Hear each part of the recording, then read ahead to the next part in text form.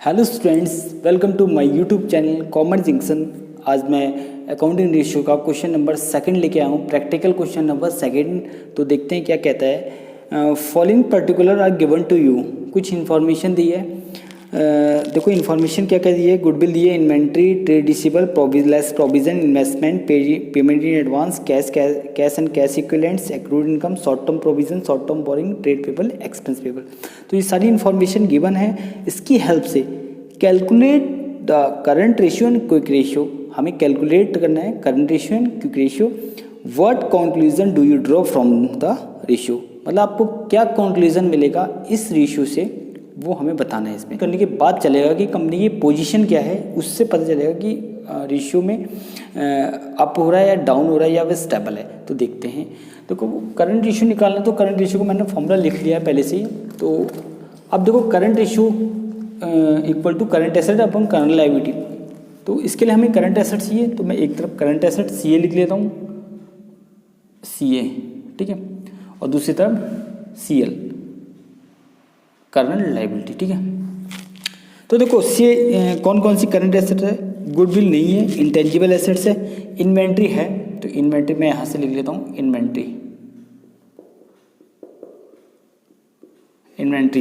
Inventories how much in rupees 2,50,000, 2,50,000। Next trade receivable less provision less करके दिया, तो outer column में जो अमाउंट है वही लिखेंगे, क्योंकि ट्रेड रिसीवेबल 135 के हैं, 1,35,000 के, उसमें से लेस प्रोविजन है, प्रोविजन लेस करके दे रखा, तो हमें जो टोटल अमाउंट है वो लिखनी है। तो ट्रेड रिसीवेबल, क्योंकि लेस प्रोविजन होता है ना, तो प्रोविजन लेस कर देते हैं, 1,30,000। Next investment is also current assets, short term में है, तो इन्वेस्टमेंट शॉर्ट टर्म के लिए है ना 30,000, 1 ईयर के लिए यानी 30,000।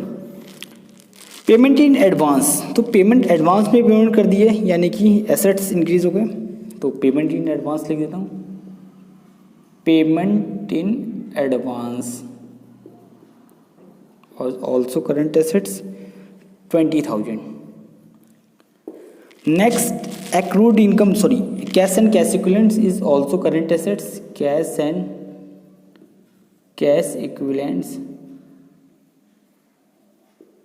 यहाँ पे लिख दिया cash and cash equivalents 40,000।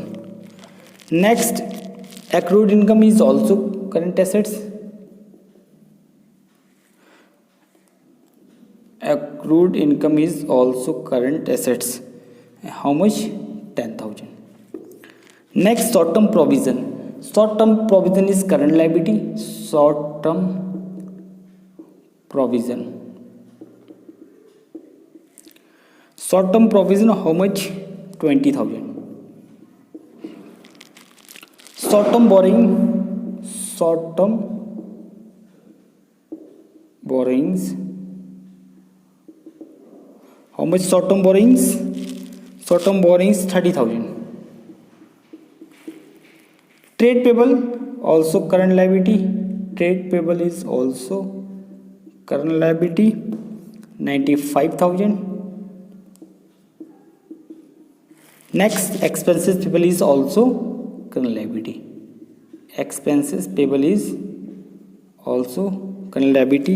is 5,000. okay, completed। अब इसके बाद कुछ नहीं दिया है, तो हमें इसे टोटल करना पड़ेगा। पहले करंट एसेट्स का करते हैं, फिर देखते हैं। 250 प्लस 130 प्लस 30,000, ठीक है, प्लस 20,000 प्लस 40,000 प्लस 10,000, यानी कि 4,80,000 ये टोटल हो गया, ठीक है। मैच कर लेते हैं। ओके, यहाँ पे देखते हैं, ये तो सिंपल ही है। ये 1 हो गया, 1 लाख और 30,000, यानी और 30 और 20 50, तो 1,50,000। ओके, तो 1,50,000 हमारी करंट लायबिलिटी आ गई और 4,80,000 हमारी करंट एसेट्स आ गई, ठीक है। तो अभी इसे वैल्यू पुटअप करते हैं यहाँ पे। 4,80,000 प्लस अपॉन 1,50,000। तो यहाँ पे कैलकुलेट करते हैं, 4 से 4 कैंसिल हो गया और मैं इसे कैलकुलेट करूँगा तो 48/15 तो 3.2:1, 3.2:1, ठीक है।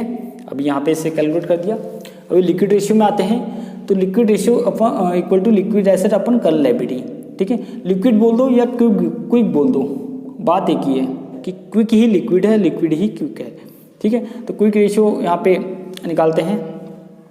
अगर आपको यहाँ पे लिक्विड की जगह क्विक भी लिख सकते हो, तो ठीक है। तो आपको अगर लिक्विड एसेट नहीं गिवन है तो यहाँ पे लिक्विड एसेट का liquid assets equal to current assets minus inventory minus prepaid expense minus advance tax, ठीक है, advance tax.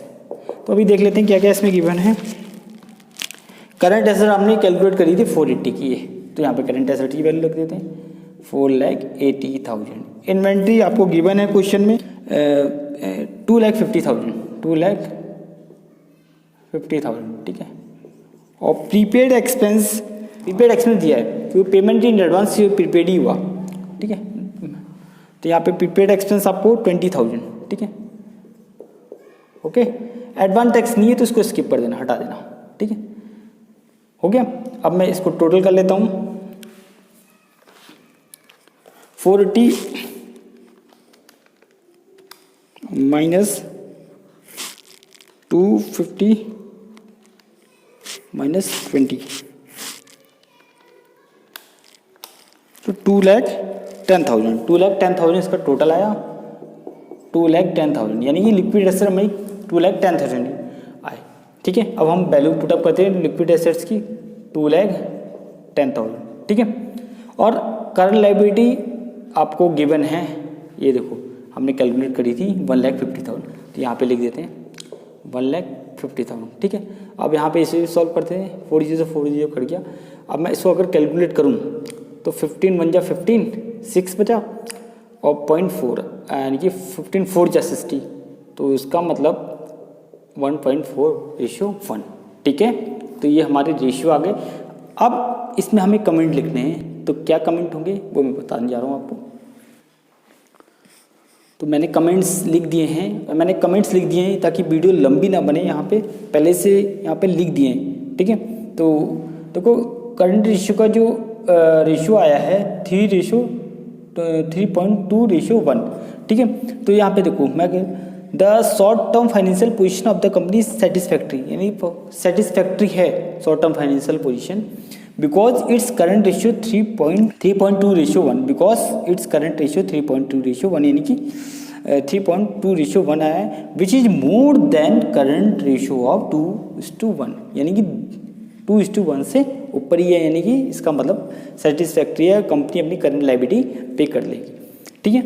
Liquid ratio of the company is 1.4:1, ये देखो 1.4:1 आया, which is more than liquid ratio 1:1, यानी कि 1:1 से मोरी है, ज़्यादा है। It can be said that company is in position to pay current liability instantly, यानी कंपनी अपनी करंट लायबिलिटी इंस्टेंटली पे कर देगी। क्लास नेक्स्ट वीडियो में नेक्स्ट सोल्यूशन के साथ मिलेंगे। ओके।